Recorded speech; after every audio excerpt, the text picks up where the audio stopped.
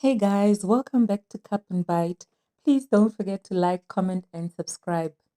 Nonku's celibacy party. Yo. Sorisha.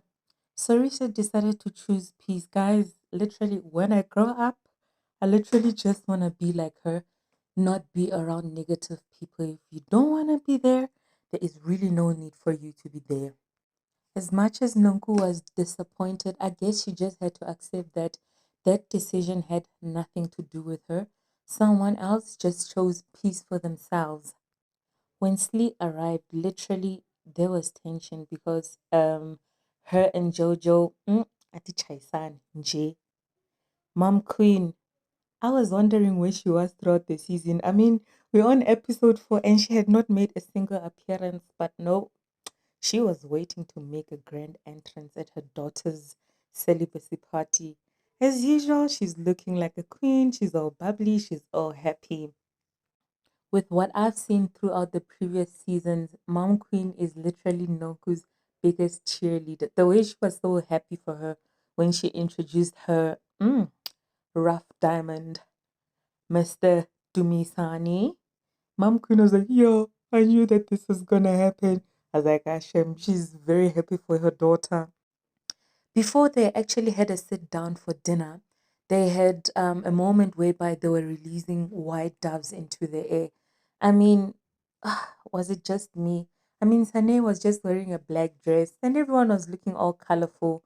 Gaspen Ruan was wearing black, but I mean, the energy was just different from him compared to her. She's wearing just a black dress and she's releasing a dove. I mean, she just looked like she was just not really gelling in with them.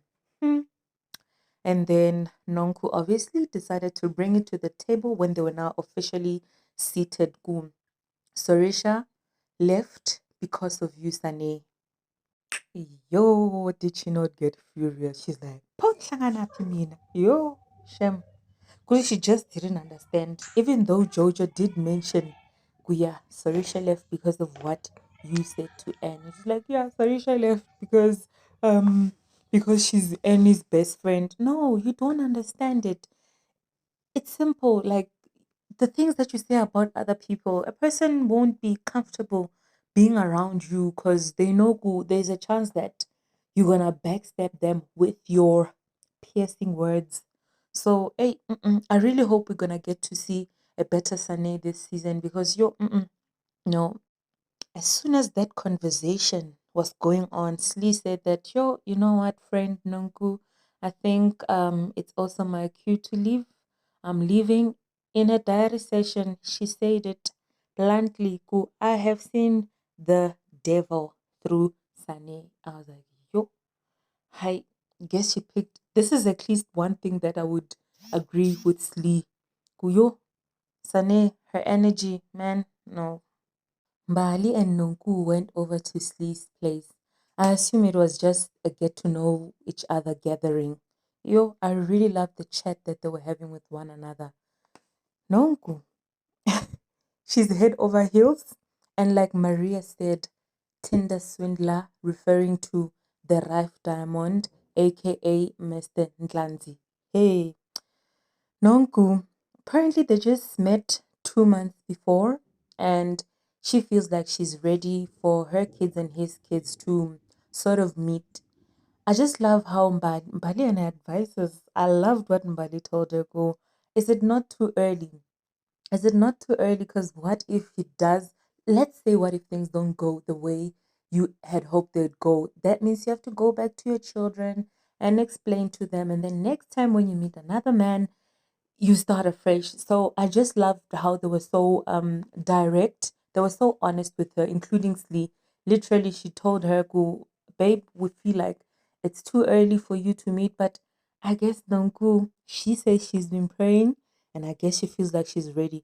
I just hope that Utumsani is not what I might assume he is. I just hope that he's really genuine with her, but let me just keep quiet for now. We'll see as the season goes. Maria literally had real talk with Sane. But as usual, Sane doesn't really see anything that's wrong.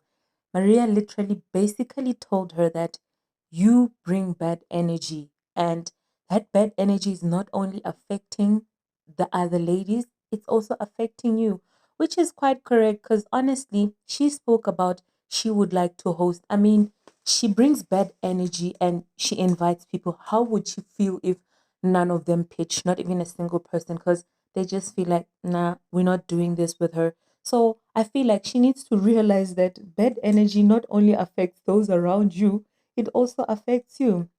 But I guess she wasn't backing down. Maria tried.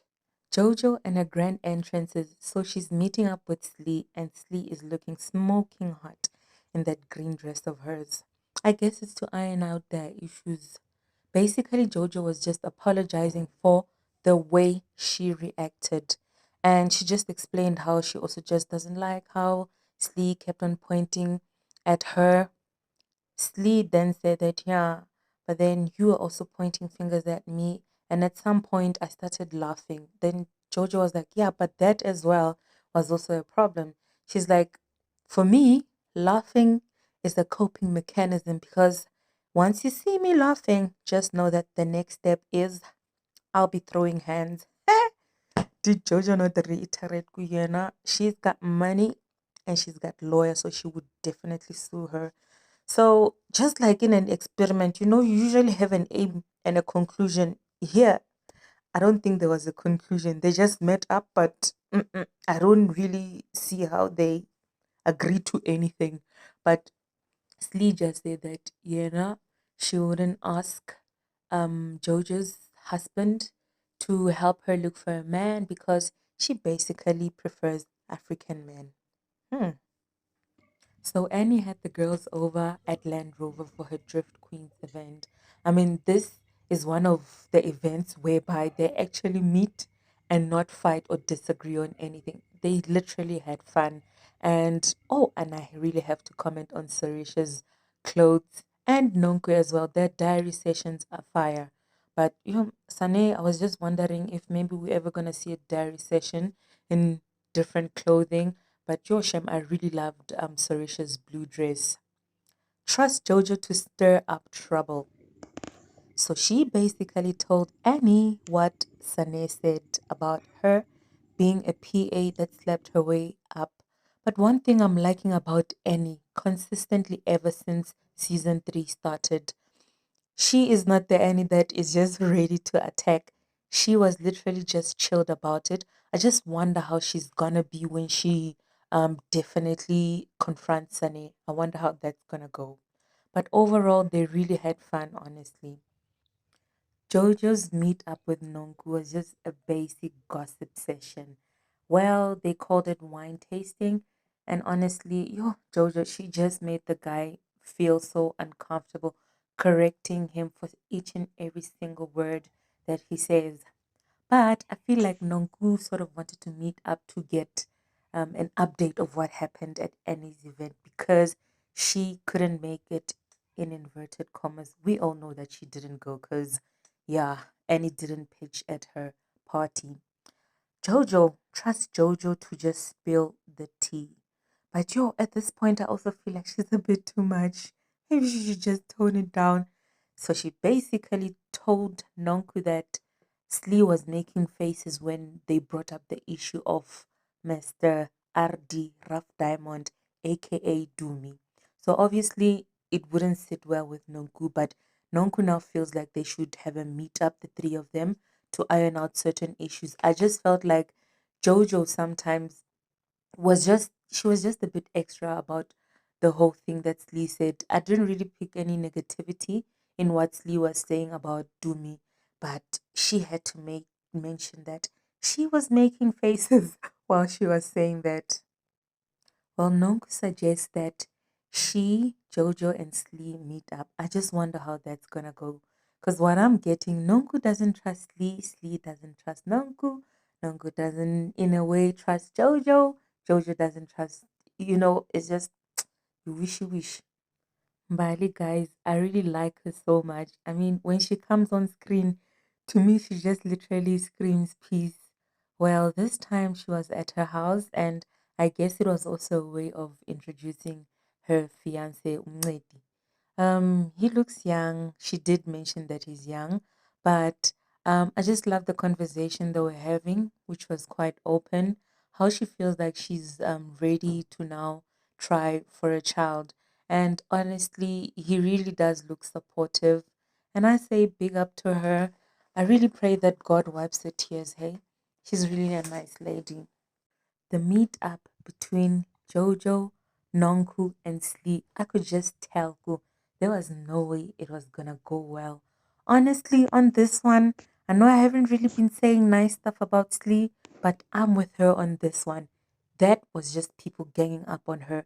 I mean, Nonku, who is her supposed friend, meets up with Jojo. They discuss whatever they discuss and decide that she is now gonna be invited.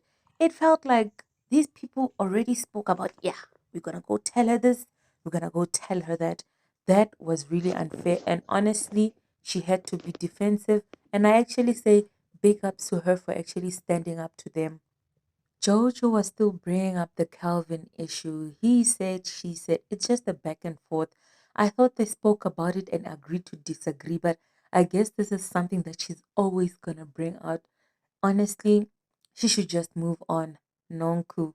When she literally said that, yeah, what did you say about me and my man when you were at Annie's? I mean, I literally said that was just a gossip session. So she wanted gossip so that she can go and then ask the person again, who, what did you say about me? And Jojo, I felt like the manner in which she narrated what had been said, the aim was to just add spice so that people can just fight or disagree. But luckily, Slee was very much ready for them, and she made sure that she told them, guys, I am not gonna stay for this. I'm gonna love you and leave you. Clearly, Nonku, our friendship is not working. Jojo, I don't have to be friends with you. Bye. With a bang, she left. I was like, good for you, Slee. The fact that Jojo even said that, yeah, you said that you will be happy for her up until something like you'll be happy for her up until she's unhappy. So you'll be using juju on her. I mean, what's that, man? Jojo, really? What's that? And the two of them, Nonko and Jojo, were just left with eggs on their faces. We'll see what will happen on the next episode. Guys, please don't forget to like, subscribe, and comment. See you on the next video. Bye.